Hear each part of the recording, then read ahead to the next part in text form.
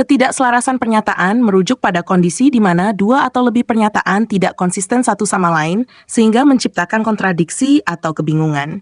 Ketidakselarasan ini dapat terjadi dalam argumen, diskusi, atau analisis informasi, dan dapat merusak kejelasan serta validitas suatu argumen atau proposisi. Berikut adalah beberapa aspek penting yang terkait dengan ketidakselarasan pernyataan. 1. Jenis-jenis ketidakselarasan. Kontradiksi. Ketidakselarasan yang paling jelas, di mana satu pernyataan secara langsung menolak yang lain. Contohnya, pernyataan 1, semua burung bisa terbang. Pernyataan 2, burung penguin tidak bisa terbang. Ambiguitas, ketidakjelasan dalam pernyataan yang dapat diartikan dengan cara yang berbeda, sehingga menyebabkan kesalahpahaman. Contohnya, pernyataan, dia melihat anaknya dengan teropong. Apakah dia menggunakan teropong atau anaknya bisa yang sedang dilihat dengan teropong? Kepincangan logika, ketidakselarasan yang muncul ketika argumen tidak mengikuti struktur logika yang benar, meskipun pernyataan individual mungkin tampak konsisten. Contohnya, premis, semua siswa belajar untuk ujian, kesimpulan, jadi semua siswa akan lulus ujian. Kesimpulan ini tidak dapat ditarik secara logis dari premis yang ada. 2. Dampak ketidakselarasan, mengurangi kejelasan. Ketidakselarasan dalam pernyataan dapat menyebabkan kebingungan dan mengurangi kejelasan dalam komunikasi. Merusak kepercayaan. Dalam konteks argumentasi atau debat, ketidakselarasan dapat merusak kepercayaan pendengar terhadap argumen yang disampaikan.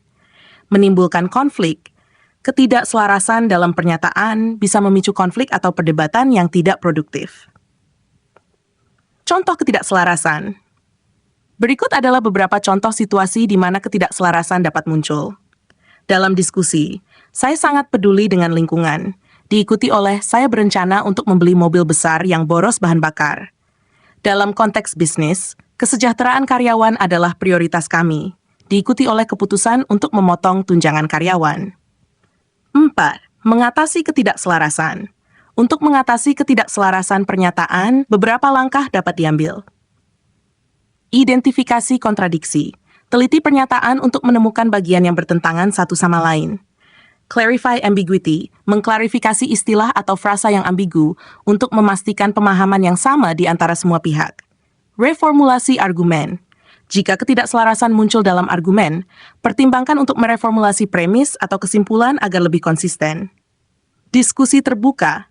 Mengadakan diskusi terbuka untuk mengeksplorasi ketidakselarasan dan mencapai konsensus atau pemahaman yang lebih baik. 5. Kesimpulan.